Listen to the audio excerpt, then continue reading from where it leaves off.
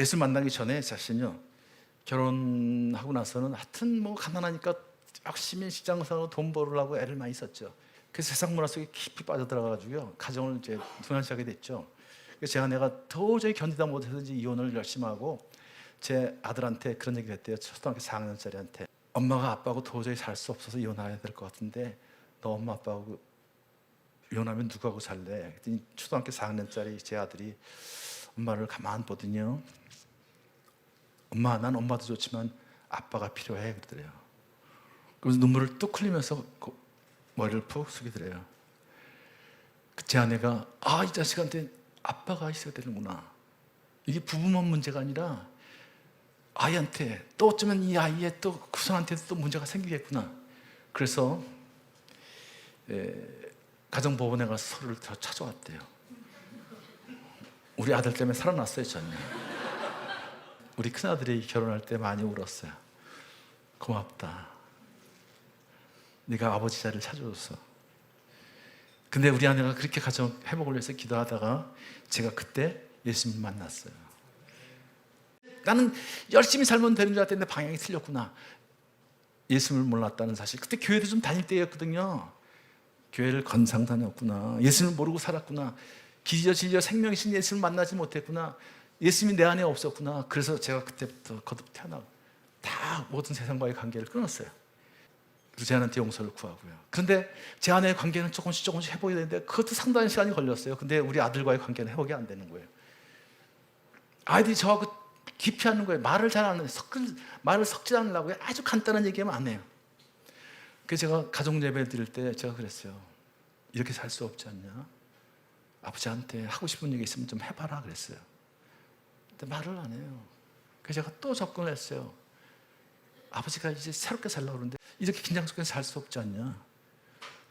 너도 힘들고 나도 힘들고 다 힘들어. 엄마도 얼마나 힘드냐? 다 힘들잖아. 얘기 좀 해봐라 그랬더니 갑자기 우리 큰아들이요, 그때 고등학생이었는데 얘가 외마디 비명처럼 소리를 지르더라고요. 난 아버지가 싫어요 그러는 거예요. 아버지는 늘 나를 무시했잖아요.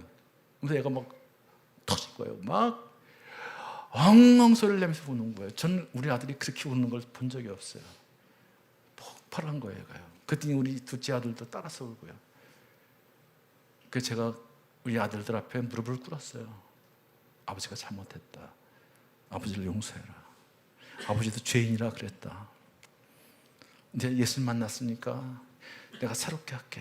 새롭게 시작할게. 아버지한테 한번 기회를 주지 않겠니? 놀라운 사실은 그 뒤부터 이제 관계가 회복이 되는 거예요. 서서히 안아주고 격려하고 축복해주는 가운데 주님이 주시는 기쁨과 감사 그리고 생명이 이제 찾기 시작했어요. 어느 날 가정 예배할 때 다니엘서 1장 8절을 가지고 묵상을 하면서 우리 아들들한테 물었어요. 너는 다니엘은 이런 아름다운 뜻을 세우는데 그 나이에 너희들은 지금 어디에 뜻을 세웠니? 그랬더니 우리 큰아들이 그러더라고요. 나는 학문으로 우리 가문을 세우겠습니다. 그러더라고요. 둘째 아들은요, 나는 힘들고 어려운 사람들 도와서 사회를 건강하게 만드는 일을 하고 싶어요. 그러더니 두 녀석들이 저한테 물어보더라고요. 아버지는 어디에 뜻을 세웠어요? 그래서 나는 이 땅에 아버지들을 회복시키는 데 뜻을 세웠단다. 너희들 아빠가 그렇게 예수님을 모르고 세상 문화에 빠져서 살 때 얼마나 힘들었니? 엄마는 얼마나 또 많이 울고. 그런 아버지들이 세상에 아직 많단다. 내가 그런 아버지들을 회복시키고 싶다. 가정을 회복시키고 싶다. 나는 마지막 인생을 거기다 드리고 싶다. 그랬더니 우리 아들들이 고개를 끄덕끄덕 하더니 엄마한테 또 물어보는 거예요. 어머니 어디다 뜻을 세웠어요? 제 아내가 뭐라 하냐면 나는 세 남자를 세운 데내 뜻을 세웠다. 근데 놀라운 사실은 지금 가만 보니까요, 우리 큰아들은 그 길을 가고 있어요. 제가 고미술을 하고 싶었는데 그 직장에 다니면서 겸임교수가 돼서 열심히 일을 하고 있어요. 둘째 아들은 NGO 단체에 들어가서 아프리카, 남미 사고가 난 곳에 가서 열심히 그들을 돕고 있어요. 제 아내는 뭐 하고 있을까요? 어머니 학교를 하고 있어요. 어머니 학교에서 하는 일이 뭐예요? 남편을, 아버지를 가정에 영적 제사장으로 세워야 합니다. 그래야 여러분이 행복해집니다. 그래야 우리 자녀들이 행복해집니다.